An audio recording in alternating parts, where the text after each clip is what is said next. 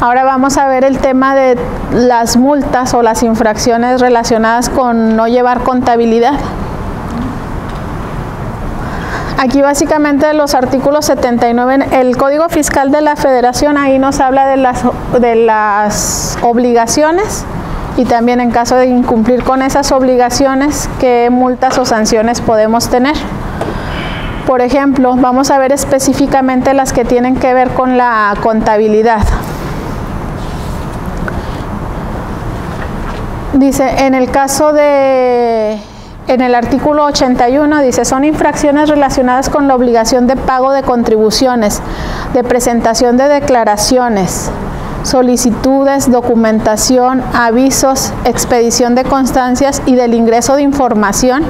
Aquí vamos a subrayar del ingreso de información a través de la página de internet del Servicio de Administración Tributaria. Como comentamos, ahora la contabilidad se envía a través de la página de internet del SAT. Entonces, a partir del 2016 se puso esta fracción, que es la fracción 41, que me dice, entonces es una infracción no ingresar la información contable a través de la página de internet del Servicio de Administración Tributaria, estando obligado a ello. Ingresarla fuera de los plazos establecidos en las disposiciones fiscales, o bien no ingresarla de conformidad con las reglas de carácter general previstas en el artículo 28, fracción 4 del Código, así como ingresarla con alteraciones que impidan su lectura. Entonces hay que enviarla, ingresarla y bien. O sea, no dice por cumplirla voy a mandar así como sea, tiene errores, no, hay que mandarla bien. Aquí menciona también ingresarla fuera de los plazos establecidos. Aquí el SAT hay un tema que se llama espontaneidad. Mientras yo mande una información, si lo hago de forma espontánea, antes de que me lleguen a requerir, puedo evitar las multas. Sin embargo, si ya me requirieron y apenas la voy a enviar porque ya conozco un requerimiento, ahí sí, ya soy acreedora a una multa.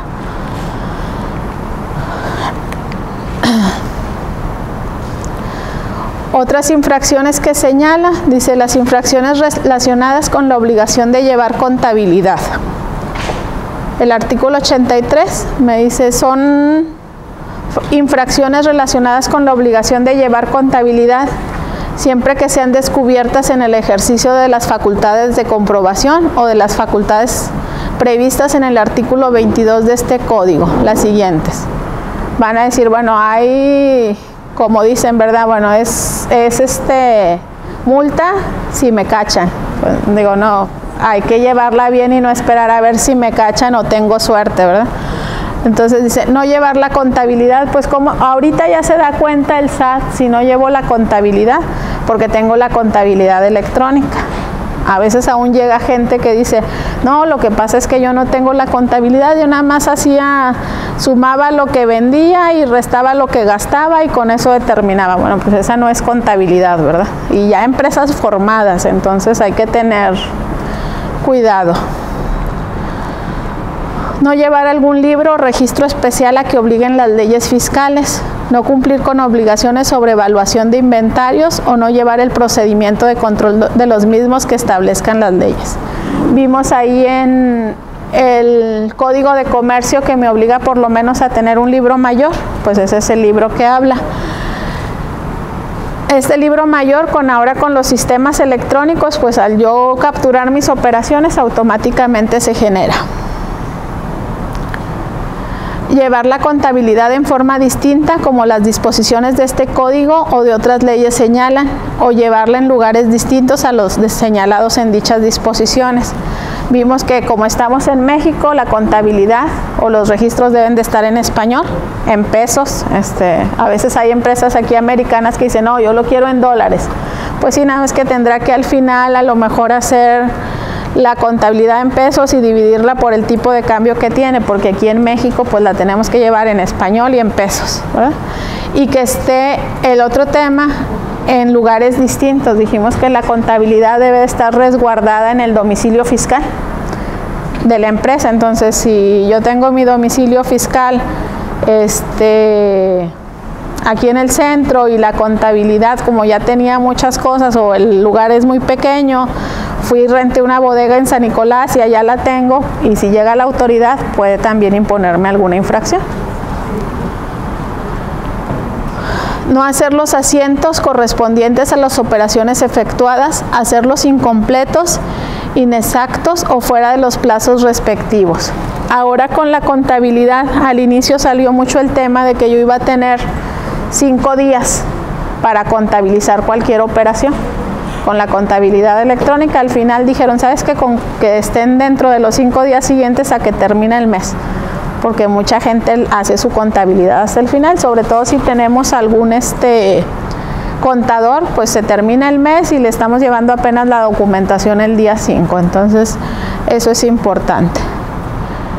No conservar la contabilidad a disposición de las autoridades por el plazo que establezcan. Aquí me hace mención las disposiciones fiscales, dijimos que 5 años, aquí en las empresas,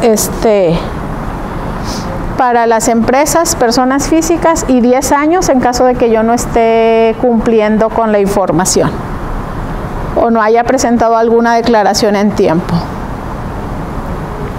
Aquí también, aquí hay una infracción que comentaban ahorita, dice no expedir, no entregar o no poner a disposición de los clientes los comprobantes fiscales digitales por internet de sus actividades cuando las disposiciones fiscales lo establezcan, o expedirlos sin que se cumplan los requisitos señalados en este código. Los requisitos pues ya hemos estado mencionando, normalmente es el RFC, el domicilio no es un requisito, por siempre nos estamos peleando, y el domicilio no está correcto, no es un requisito.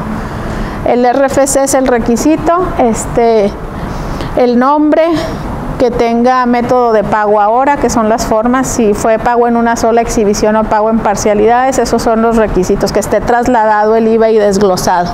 Pues, si hay un error en el domicilio, no hay No, porque no es una obligación. Si hay un error en una letra y andas buscando al proveedor que te la cancele para que te la vuelva a hacer, y eso, sí. O a veces ya no te la quieren, dicen ya no tengo la facturación, si no te diste cuenta en ese momento, en el mes. O en el mes ya no te la sí. Sí, sí se batalla. Entonces sí, el RFC es el que debe estar siempre correcto, ¿verdad? Aquí vienen, así como no atender lo previsto en el artículo 29. Aquí viene, en este artículo 29 y 29A del código, ahí vienen todos los requisitos que deben de tener las facturas, ahí los pueden validar. Y proporcionar el archivo electrónico del comprobante digital por internet. Aquí nosotros, cuando inició todo esto de la contabilidad electrónica, salían los clientes, es que no me quiere mandar el archivo. Tenemos derecho a exigirlo porque es una obligación de ellos entregarlo, ¿verdad? Tanto el archivo XML que comentamos, como una representación impresa en PDF, si así lo requerimos, el proveedor está obligado a entregarlo.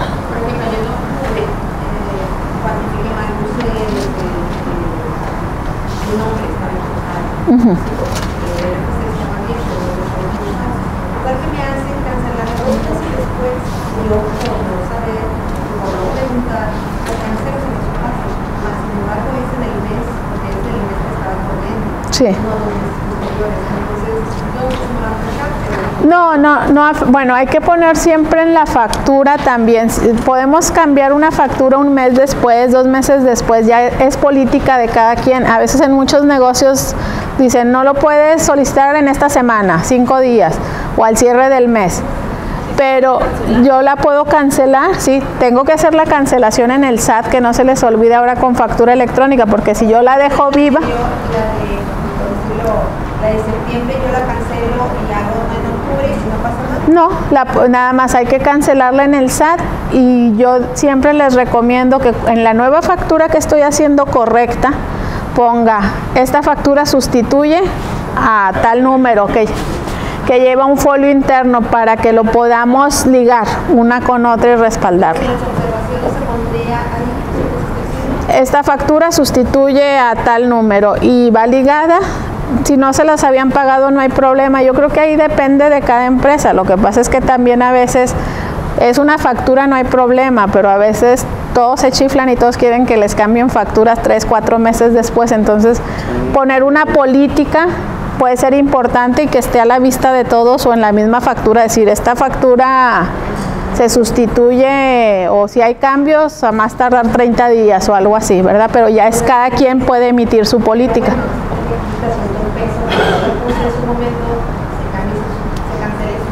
Y sustituye, sí.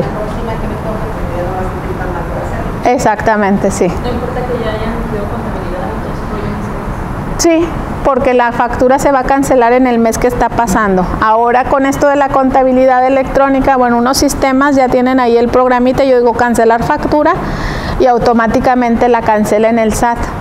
Si no tiene eso, yo tengo que entrar al SAT y entro a un tema donde dice cancelación de facturas. Y ahí la cancelo, pongo el número de folio y me emite un comprobante donde ya me la canceló.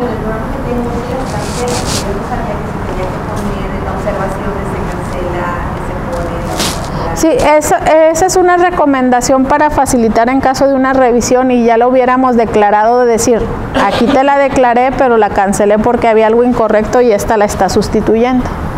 Pero supone que el sistema, si tenemos un sistema para hacer la factura y ahí mismo te dice que la quieres cancelar, automáticamente también la cancela en el SAT. Sí, cuando hay un sistema sí. Okay. Nada más hay que verificarlo siempre que lo haga. Porque, por ejemplo, en empresas, como las empresas pagan sus impuestos en base a facturación, si no la cancelé, puedo estar duplicando ingresos. Acá como persona física, pues si no me la pagaron, no la declaro. Pero como empresa está ese tema, ¿verdad? No, yo digo, en meses pasados nos tocó que un cliente hace 2 meses le facturamos y después de 2 meses nos dijo, ¿sabes qué? Está mala factura, cancélamela y vuelve a hacer. Y la volvimos a hacer, pero si el contador nos llamó la atención de que, oye, yo ya pagué el IVA de esa factura y ahora después de 2 meses me la vuelves a hacer y no le pusimos en las observaciones eso. Sí, sí, porque ahí si no llevamos el control se puede dar a que se duplique, que se duplique. ¿verdad? Pero esa no se ocupa porque reporte el Sí, ya. y el Sí, no es cierto. Bueno, aquí van las infracciones relacionadas con la obligación de llevar contabilidad. Bueno, ahí está. Continuamos. En el caso de expedir comprobantes fiscales por internet, asentando clave del registro federal de persona distinta a la que adquiere el bien o servicio. Esto también es importante cuando cancelemos. A lo mejor a veces nos dan una factura y nos dicen, factúrame a mi nombre, Beatriz. Y luego llegó un mes después y yo te pagué y el voucher está a nombre de Beatriz porque fue con tarjeta, lo que sea. O el cheque a nombre de Beatriz. Y luego llega un mes después y me dice, ¿sabes qué? Cancélala y factúrasela a Juan. Ahí puede haber problemas también porque le estamos facturando a una persona distinta a la que adquirió el servicio. Y por ejemplo, llegan clientes y te piden la factura a nombre de una empresa y te pagan con una tarjeta de crédito personal, o piden la factura a nombre del esposo y paga la señora con su tarjeta de crédito. Ahí pues no le estoy facturando al que está pagando. Pero si tienen alguna cierta relación, por ejemplo, en una empresa, puedes pagar un empleado porque tiene una tarjeta de la empresa o su tarjeta personal y no hay ningún problema. Yo creo que hay casos en los que se puede defender el punto fácilmente. O sea, por ejemplo, si yo voy a la gasolinera y pago con mi tarjeta personal, ¿puedo deducirla en la empresa? Sí, siempre y cuando esté como empleado de la empresa. ¿Y cómo saco una relación que tenga una... el dinero de la empresa para que me lo pongan? Le tienen que hacer un reembolso de gastos con un cheque a nombre de usted para abono en cuenta, de preferencia, ¿verdad? Siempre tenemos que tener una relación. De hecho, el tema, todo esto de que de las gasolinas ahora ya no tenemos que pagarlas aunque sea 500 pesos con tarjeta, es porque la gasolina, las gasolineras siempre han recibido mucho efectivo. Entonces llegabas a veces a comprar gasolina y te decían los mismos vendedores, no quiere una factura, le puedo dar una factura, ¿de cuánto la quiere? Sin haber tú pagado la gasolina, ¿verdad? Porque como manejaban mucho efectivo y mucha gente no pedía factura, ya decían, bueno, nada más dame una comisión y te quito. Entonces muchas cosas las van quitando por los abusos que cometemos en ocasiones, ¿verdad? Entonces de ahí vienen todos estos temas que van cada vez cerrando más candados para la aplicación de cosas, ¿verdad? No dictaminar estados financieros, estando obligado a hacerlo. Bueno, esto de los estados financieros pues ya son empresas que tienen ingresos de más de 100 millones, quienes están obligados, si no, pues no estamos obligados. Expedir con... ¿Mande? Ojalá y nos interese así sea. Expedir comprobantes fiscales digitales por internet que señalen que corresponden donativos deducibles sin contar con la autorización. Bueno, comentamos en su momento que hay empresas que pueden recibir donativos, pero tienen que tener un permiso o autorización. Si yo emito un comprobante y digo que es un donativo deducible y realmente nunca obtuve el permiso, puedo hacerme acreedor a alguna sanción.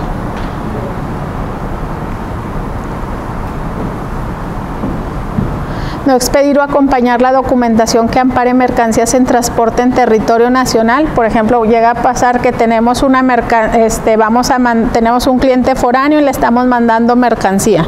Siempre el flete que se lleve debe de llevar una copia de la factura o la impresa de lo que lleva de mercancía. No registrar valores o actos o actividades con el público en general, lo que comentábamos ahorita, dicen pues me pagan en efectivo, pues no lo declaro, no, todo debe de estar declarado, ¿verdad? No identificar en contabilidad operaciones con partes relacionadas, esto era lo que comentábamos. También ahora con el catálogo de cuentas ahí viene si tengo partes, le estoy vendiendo a una parte relacionada, pues son dos empresas, una es de mi hijo y mi empresa y yo le vendo a mi hijo, debo de tener identificado que es una parte relacionada, ¿verdad? O yo soy socio de las dos empresas, debo de identificarlo. Declaraciones informativas sobre situación fiscal. Estas también no es una declaración que inició en el 2014, es también para empresas que tienen operaciones en el extranjero, ingresos de más de 640 millones. Como ya no se dictaminan, los obligaron a presentar estas informaciones. Dice, no demostrar la existencia de las operaciones amparadas por los comprobantes fiscales emitidos por sus proveedores relacionados con el impuesto al valor agregado. Esto es lo que decía, que a veces hay operaciones, o antes se daba mucho de una factura, y yo voy, en México, daban mucho, decían que en Tepito vendían así, cuando eran en papel, ahí vendían las facturas, iba gente y lo compraba, entonces por todo eso emitieron, dice, bueno, no basta con que tengas una factura y hayas sacado un cheque, tú tienes que comprobar que realmente te están prestando el servicio, o si era una mercancía, que realmente obtuviste esa mercancía, ¿verdad? Ya no es tan fácil. Sí, exactamente. Todo esto va cerrando círculos y todo, digo, se ha dado por todos los abusos que hay siempre para llevar a cabo las operaciones. Aquí está, por ejemplo, la multa. Habíamos dicho que las multas respecto a declaraciones, esta es la del 81, no tener la contabilidad electrónica. Si estamos obligados y no la hemos presentado, la multa va de 5,000 a 15,000 pesos. Es mensual. Si la obligación es mensual, entonces si yo no estoy cumpliendo mensualmente y 2 o 3 veces me multan, esa es la infracción o esa es la multa. Aquí decimos, siempre es difícil determinarlo porque hay un mínimo y un máximo. Entonces normalmente a los pequeños contribuyentes, pues a lo mejor la multa que implica es esta, la mínima. 5,000 a 15,000 pesos, ¿verdad? Ya cuando hay esto, últimamente el SAT también en esto se ha visto un poco más tranquilo porque primero me notifican o me hacen una invitación, de decir, no has tenido presentada eso. Entonces, si es la invitación, no pasa nada, pero si yo hago caso omiso y llega un requerimiento, ya va a aplicar una multa, ¿no? Termina el mes, ¿qué día yo tengo plazo para entrar? Yo terminé, por ejemplo, ahora que se terminó junio, yo tengo, si soy persona física, agosto, los primeros 5 días hábiles de agosto. ¿No es hasta el 10 del siguiente mes? No, son 3 días o al tercer día hábil del segundo mes, por ejemplo, junio, julio, agosto es el segundo mes y 3 días hábiles para personas físicas. Vamos a suponer que el 1 de agosto fue lunes, personas morales, vamos a suponer que el primero es lunes, martes y miércoles son 3 días hábiles, el día 3 las personas morales tienen que presentarlo. Soy persona física, jueves, viernes, el viernes es el 5.º día hábil, tengo hasta el viernes 5 de agosto para presentarlo. Ya no Para el RFC son para pagos provisionales. Los pagos provisionales son los días 17 de cada mes y ahí hay una excepción de el último dígito del RFC. Si yo soy, por ejemplo, 750502, entonces el 2, que es el sexto antes de la homoclave, en base a eso yo tengo unos días adicionales. Me dicen, bueno, si tú caes, si estás entre el 1 y el 2, tienes un día adicional después del 17 para presentar tus impuestos. Si tú estás entre el 3 y 4, tienes 2 días más. Si estás. Y en el 8 son 4 días. 4 días más a partir del 17.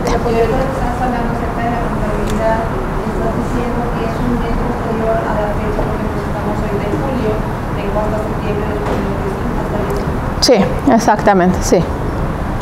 ¿Verdad? Sí, entonces ahí es... Vamos a decir que serían 35 días a partir de que se cierra el mes. Sí, aproximadamente. Sí, antes de hecho nos dieron unos días más porque en la iniciativa inicial, cuando empezó que estábamos obligados desde el 14, nos decía que la teníamos que entregar los días 20 de cada mes. O sea, por ejemplo, la información de junio la debía de haber presentado, si siguiéramos con la iniciativa, el 20 de julio. Pero ahí nos dieron unos 15 días más de plazo para cumplir con la obligación. O sea, cada 5 días cada mes tiene que presentar la contabilidad. Sí, 5 días hábiles, ¿verdad? Si no quieren batallar, pues cuenten 5 días y en 5 días lo presentan. Si quieren llevar el control, pues allá al inicio estaba un calendario, porque si se atraviesa sábado y domingo, pues esos no cuentan, son hábiles.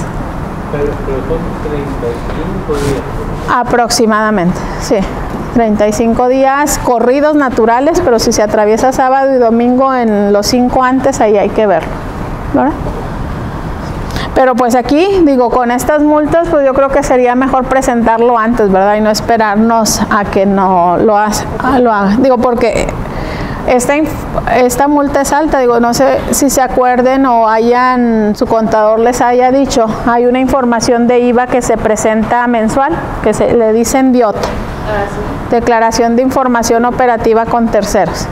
Esa declaración es una declaración mensual y yo ahí manifiesto todos mis proveedores que me hayan facturado con IVA y que yo les pagué en el mes. Esa la presento los 30 días, al 30 del mes siguiente. Si es la de junio, yo tengo hasta ahora julio para presentarla, hasta el día 31 de julio. La multa es de 8,000 pesos por no presentarla y es una obligación mensual. Entonces sí llegaron en su momento que empezó toda esta declaración, sí llegaron multas, se iba a la autoridad porque a veces eran 3 o 4 seguidas, decía, bueno, pues te voy a condonar el 50%, pero no todas. Entonces ya después lo que empezaron a hacer es llegan invitaciones ya un poco más benévola o apoyando el SAT, sobre todo si ve que se incumplió y de repente faltó una. Hemos detectado que no has presentado tu declaración, entonces por eso es importante que hagan caso a todas las notificaciones. Pero a veces la gente, manda el cero, igual en las cosas personales y luego manda complementar para que no les den. Bueno, esas son también otras cuestiones. Si yo llego a presentar una declaración en ceros y llega la autoridad y me revisa y resulta que sí tenía un impuesto a pagar y detectó en la revisión que yo había presentado un cero, la multa de todas formas aplica. Muchas veces lo hacen porque dicen, no, presenta ceros, para que no te vayan a multar, nada más mientras tienes toda la información. Pero si hay una revisión y ellos detectan, antes de que yo presente mi declaración, la multa de todas formas aplica. Es como una gente me dijo, mándala no al entreno, después la hacemos bien. Nosotros como despacho tenemos y así se lo hacemos saber al cliente, o sea, si no tienes información, pues no se presenta la declaración, porque yo creo que presentarla en ceros pudiéramos caer también en omisión de ingresos, y la omisión de ingreso es un delito fiscal. Entonces decir, oye, si tuviste ingresos y en tu declaración pusiste que son ceros, depende si vienen y me revisan y detectan que yo puse ceros antes de presentar una complementaria, pudiera meterme en un problema mayor, ¿verdad? Entonces, todos estos temas sí son muy delicados. A veces dicen, no, pues preséntala en ceros, después vemos. Entonces yo creo que no es algo delicado que deberíamos de tener más cuidado. Entonces la multa por la contabilidad electrónica, pues ya dijimos de 5,000 a 15,000. Y aquí vienen todas las obligaciones que vimos por no presentar algunas obligaciones de las que comentamos. Por ejemplo, hay infracciones de 1,200 a 11,960. Por ejemplo, en la fracción 1 dice no llevar la contabilidad. Si llegan y yo no tengo mi contabilidad en mi registro sistema, me pueden llegar a poner esa multa de 1,200 a 11,970. Adicional, si no la envié electrónicamente, pues va la otra multa, ¿verdad? La de 5,000 a 15,000. Entonces ahí hay que tener cuidado. Aquí podemos ver que las multas, digo, estas de 260 a 5,980 de las fracciones 2 y 3, no llevar el libro y llevar la contabilidad. Si yo la tengo en inglés o en dólares, o llegaron y mi contabilidad no la tenía ahí en el domicilio, pues la multa puede ir de 260 a 5,980. Y una pregunta, ¿cómo vas a mandarla? ¿Cuál es el proceso para mandarla, actualizar la contabilidad y todo eso de la electrónica? ¿Cómo la vas a subir? A través del buzón. Entramos al buzón tributario, ahí hay un tema que dice contabilidad electrónica y ahí se adjunta el archivo que nos generó el sistema. Cuando ustedes ya tienen todo codificado, ponemos en el sistema generar balanza código agrupador del SAT y nos genera un archivo XML, es el que se envía. ¿Balanza código agrupador? Sí, ahí nos emite un archivo en XML. Las multas, por ejemplo, la que vimos ahorita, si es la contabilidad mensual y yo no la mandé en 3, 4 meses y los 4 meses me llega requerimiento, sí la tengo que pagar las 4 veces.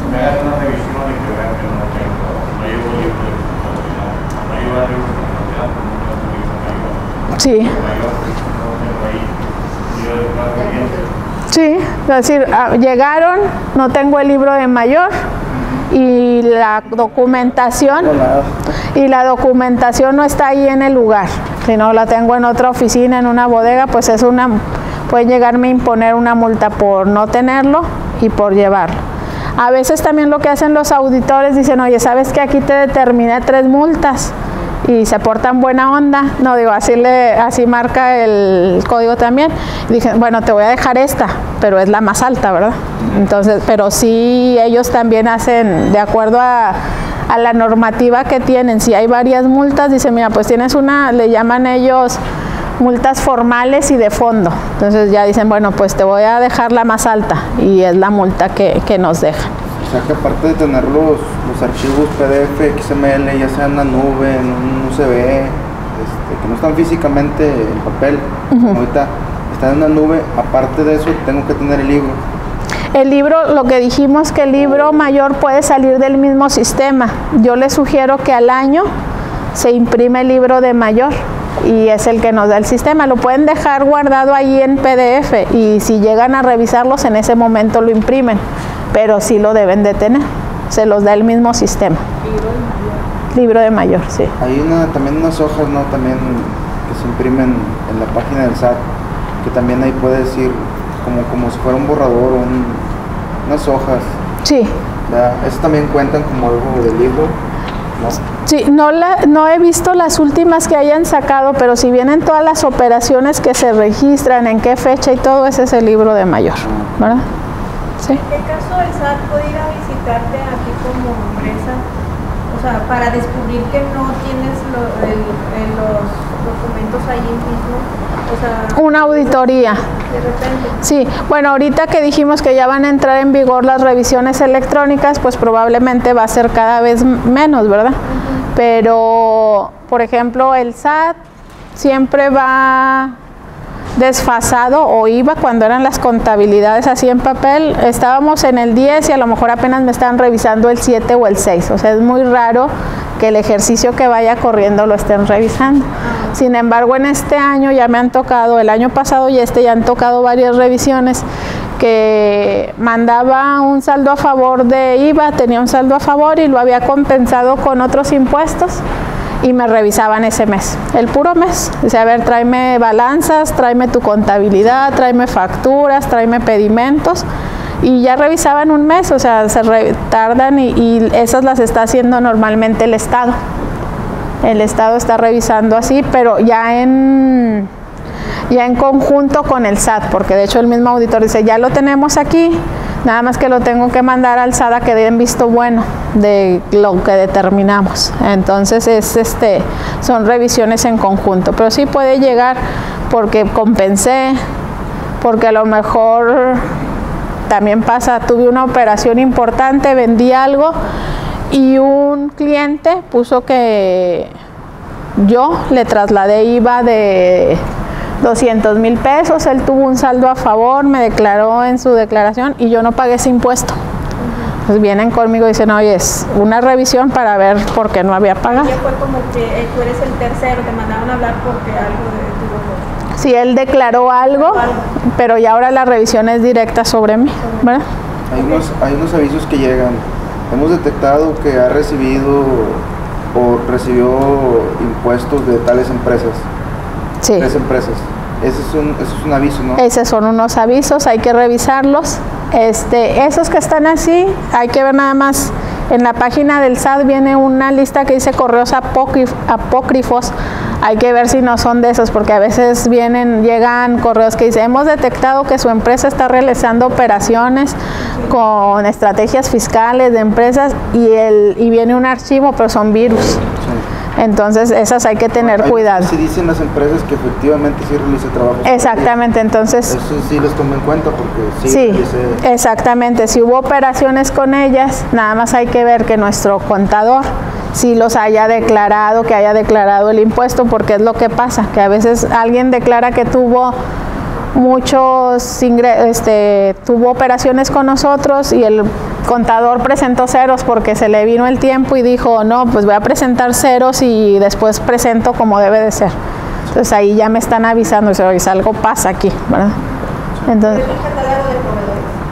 Mándeme. ¿Por eso el catálogo de proveedores? Por eso, exactamente. Entonces, o sea, para que un proveedor X que nunca tenía contacto contigo, pero ya tiene tu RFC, no sé, no te facture o algo así.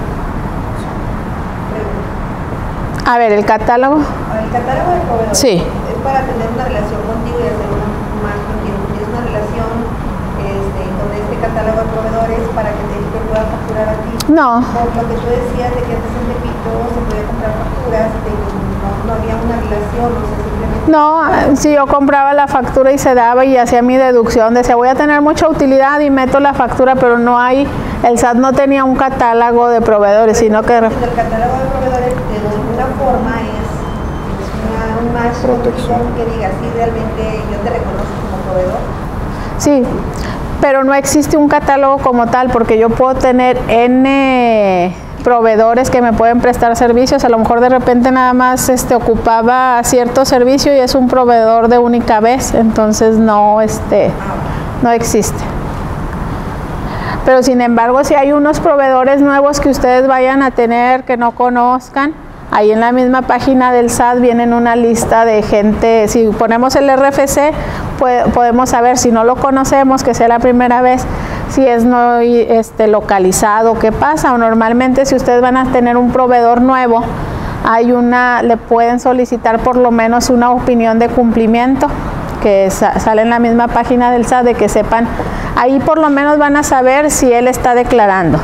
Si está declarando en ceros o si está pagando impuestos es otra cosa, pero si voy a tener que el SAT lo tiene registrado y que está cumpliendo, ¿verdad?, con sus declaraciones. No sé si lo está haciendo de forma correcta, pero por lo menos ya tengo cierta información. Aquí de las multas pues se las dejo para que las vean, pero podemos ver que la de no dictaminar estados financieros, que es la fracción 5, es una de las más altas. Por ejemplo, si estoy obligada a llevar la contabilidad de 12,000 a 70,000, ahí están todas las declaraciones, ¿verdad? Podemos ver ahí están infracciones de 13.570 a 77.600. Y ahí me dice, bueno, si se trata de la primera infracción, ¿verdad? Si ya es uno reincidente, ahí nos van a ir aumentando multas, ¿verdad? Pero las multas, yo creo que las más importantes son las primeras que vimos por no llevar la contabilidad.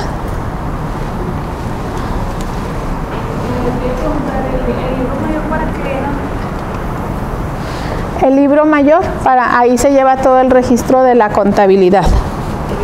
Sí. Entonces el libro mayor también o ya viene en algún tipo de paquete de administración, ¿verdad? Sí, sí, exactamente. Al registrar nosotros, ahí ponemos reportes y automáticamente viene la información, ¿verdad? Bueno, vamos a ver el tema, nos alargamos un poquito en contabilidad. Es administración para microempresas. Lo vemos ahí, nos vamos deteniendo. Los principios de administración, el proceso administrativo, algunas técnicas de control y administración contable. Bueno, ¿qué son los principios de administración de microempresas? Pues es el conjunto de conocimientos y habilidades que posee una persona para usar adecuadamente los recursos disponibles con el objeto de alcanzar objetivos preestablecidos. En las pequeñas y medianas empresas, pues es importante porque van a ayudar a mejorarla y a obtener un mayor nivel de competitividad y a que coordinen mejor sus elementos. Los principios de la administración, pues es universalidad, especificidad, unidad temporal, unidad jerárquica, valor instrumental, flexibilidad y amplitud del ejercicio. En la universalidad, esta pues se presenta donde quiera que existe un organismo social. Cualquier empresa o persona que tenga un negocio pues puede tener o llevar a cabo administración. Específica, pues es que la administración es específica. Podemos necesitar para llevar a cabo la administración impuestos, finanzas o otra materia. Sin embargo, la administración es específica. Es temporal, ¿por qué? Porque aunque haya diferentes etapas en la fase de un proceso administrativo, en cada una se debe de utilizar la administración. Unidad jerárquica, aquí toda la persona que tenga un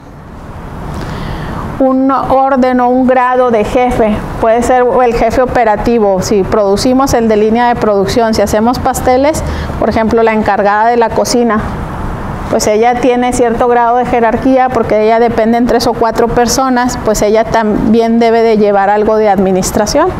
El director pues también tiene que tener grado de administración para poder llevarlo a cabo. Valor instrumental. La administración es un medio para alcanzar un fin. Es decir, pues con esto vamos a lograr de forma eficiente alcanzar los objetivos. Es flexible. Se debe de adaptar a diferentes necesidades de la empresa o de un grupo social. En la familia tenemos que tener administración, ¿verdad? En la iglesia, en la escuela, en todos, pues tiene que ser administración. Amplitud del ejercicio también tiene que ver algo con lo del grado jerárquico que se aplica en todos los niveles de la organización. ¿Qué es el proceso administrativo? Es un flujo continuo e interrelacionado de actividades, de planeación, organización, dirección y control desarrollados para lograr un objetivo común. Y pues tenemos que aprovechar todos los recursos con los que cuenta la empresa, ¿verdad? Humanos, técnicos, materiales y de cualquier otro tipo. Esto es con el fin de hacerlo más efectiva.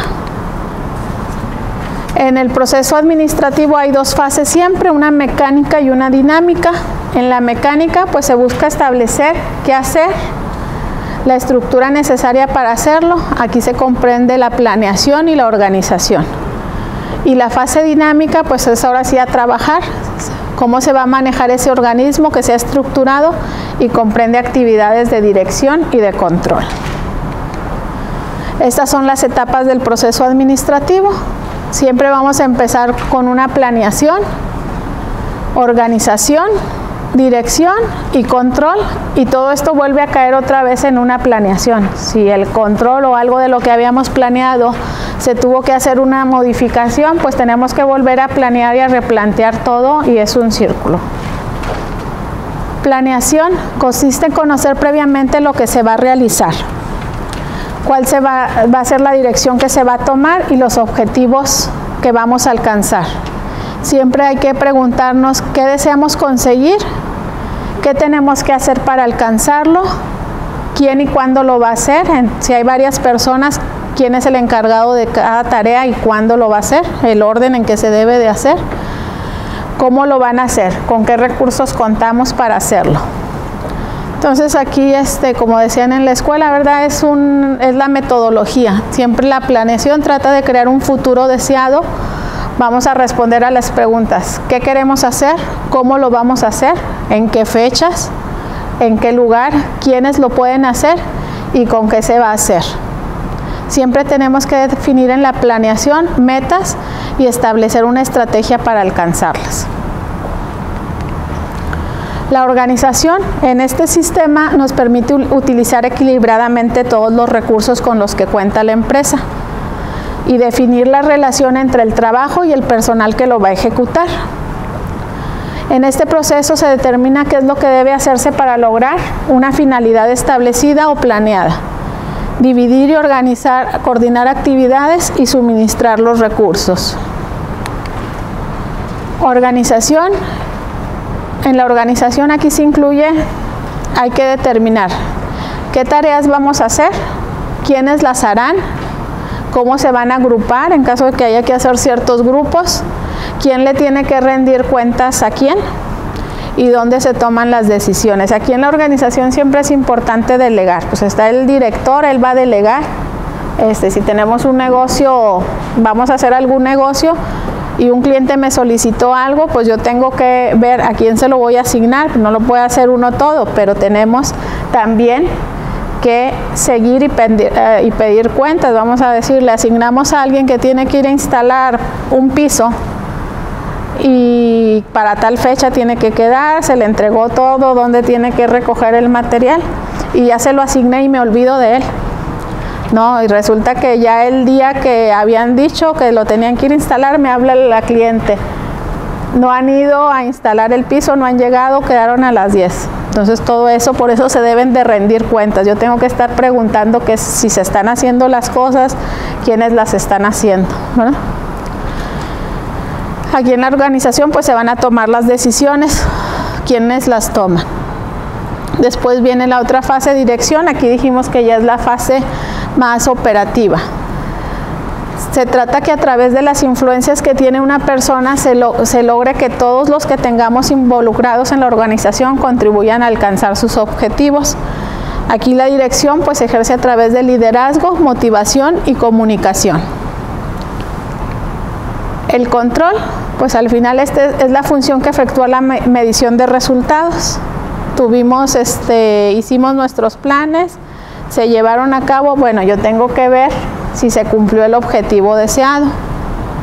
Los tengo que comparar, lo que yo estaba esperando con lo que resultó. Aquí el control pues es seguimiento, tengo que ver que se hayan seguido los pasos. Si hubo alguna desviación en el camino, tengo que corregirlas para ver que los objetivos se den. Entonces el control va a ser en base a los planes, mediante lo cual la comparación de lo planeado y lo conseguido. Y en caso de ser necesario hay que tomar medidas o acciones correctivas que nos permitan seguir orientados al objetivo inicial. Entonces, en resumen, aquí podemos ver el proceso administrativo. Tiene fase mecánica y dinámica, planeación qué hacer, en la organización cómo se hace, dirección, ver qué se haga, y el control, cómo se hizo. Aquí está cada uno en la planeación, misión, objetivos, organización por departamentos, dividir trabajos, describir los puestos, quién tiene que hacer cada cosa. En la dirección, integrar todos los recursos, la gente, quién toma la decisión, los supervisores. Motivar, comunicar, y fijar estándares o acciones correctivas en el control. Las técnicas de planificación y control. La finalidad de las técnicas pues consiste en que el administrador que las utilice tome las decisiones más adecuadas de acuerdo a solicitudes o a situaciones específicas del medio de la organización donde se actúe. Las técnicas más usadas son manual de objetivos y políticas, diagramas de procesos y flujos, gráficas de Gantt, PERT y método de ruta crítica. Aquí yo creo que en una empresa lo más adecuado para nosotros puede ser el manual de objetivos y las gráficas de Gantt. Hoy las comentamos, pero yo creo que para los negocios estas son las dos que podemos utilizar.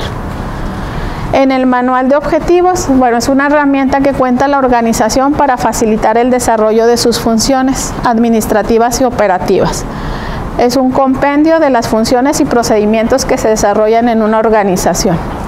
Por ejemplo, en dado momento yo estoy guiando el negocio siempre y las cosas se hacen de tal forma, pero yo me voy y resulta que ya nadie supo cómo se hacían las cosas o se hacen de otra manera diferente. En este manual podemos ir haciéndolo poco a poco, ir plasmando qué se tiene que hacer. Es decir, bueno, se levanta un pedido, se pide un 50% de anticipo, se compra el material, se manda fabricar. Todo debe de estar ya establecido en el manual. Y no es nada más de hacer el manual, tenemos que tener el manual y dárselo a conocer a las personas que están involucradas en porque resulta que llegaron y me dicen, ya hicimos un pedido, bueno, hay que comprar el material. El anticipo, no solicité anticipo. O solicité el 20%, pues no. Entonces, en el manual nos va a ayudar a eso, ahí dejamos todo escrito, qué se debe de hacer y cómo.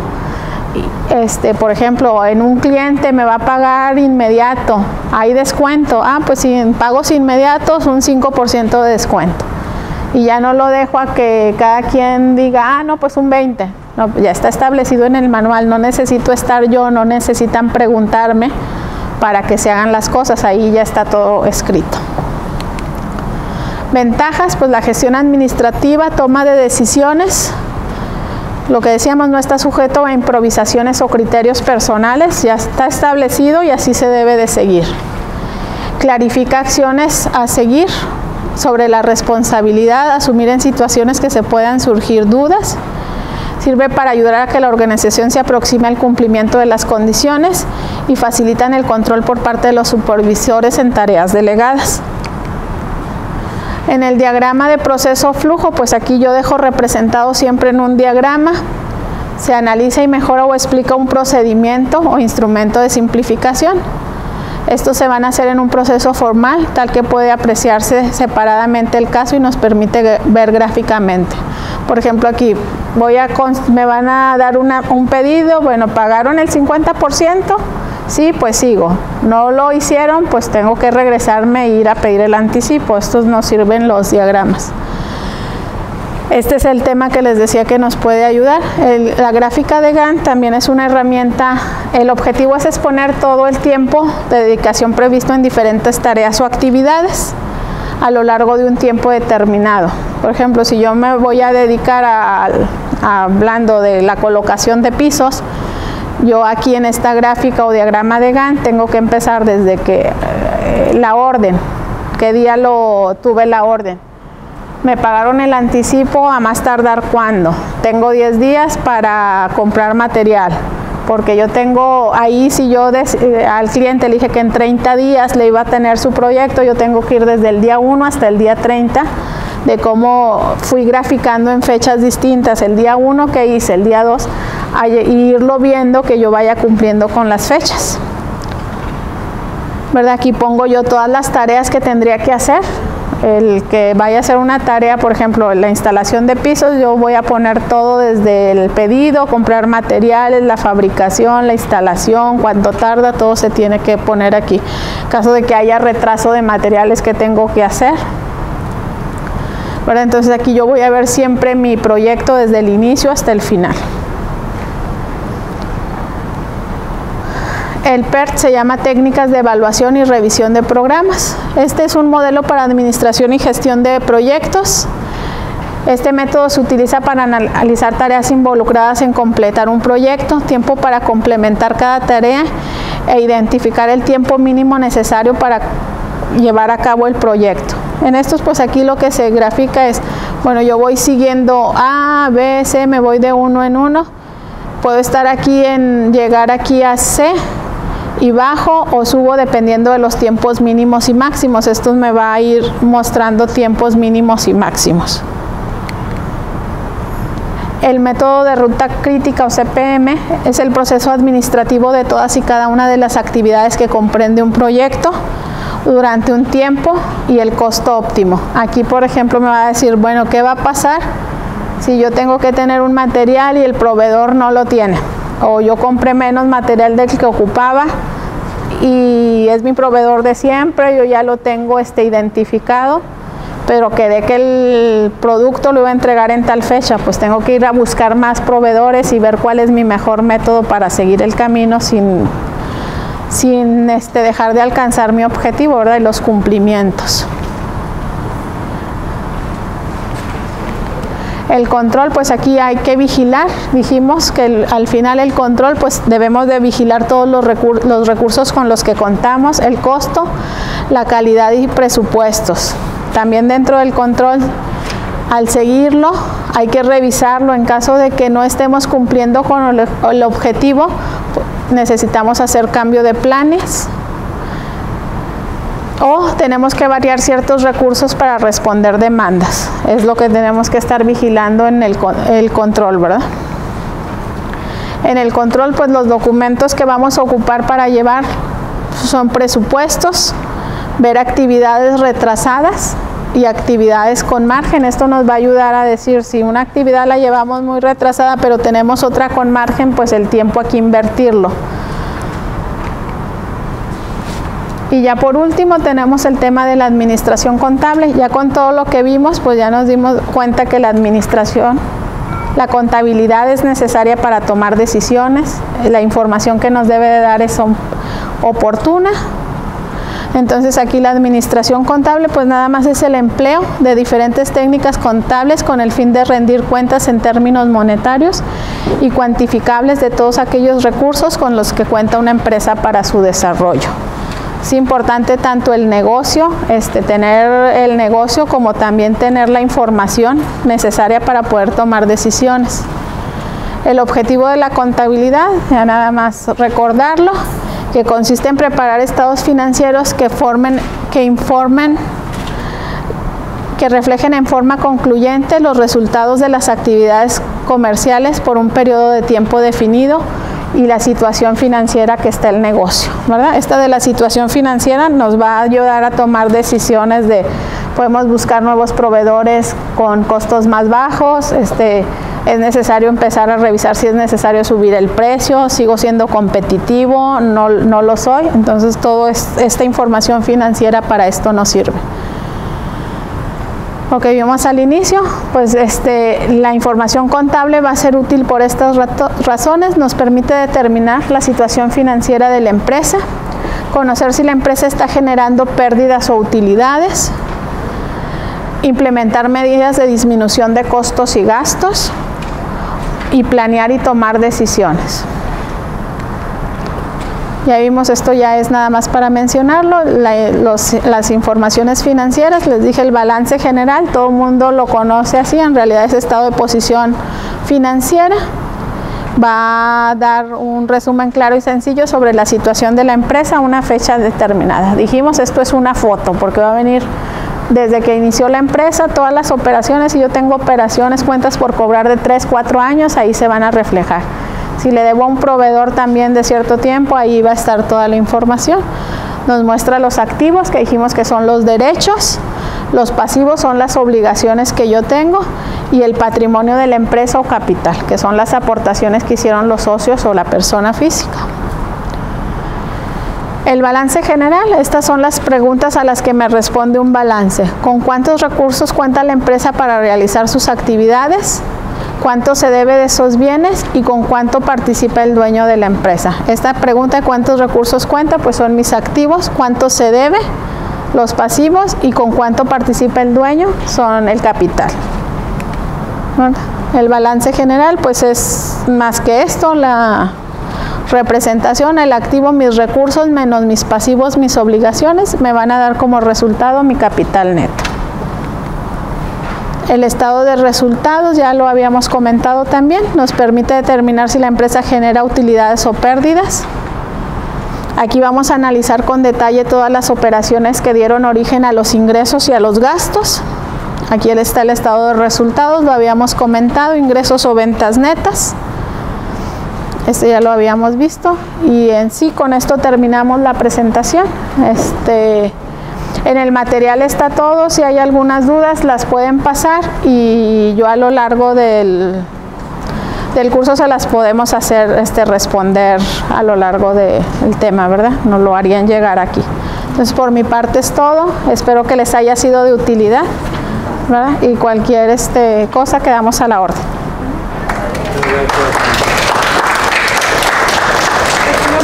Dos minutitos, les voy a pasar un pequeño cuestionario para que me digan su percepción sobre la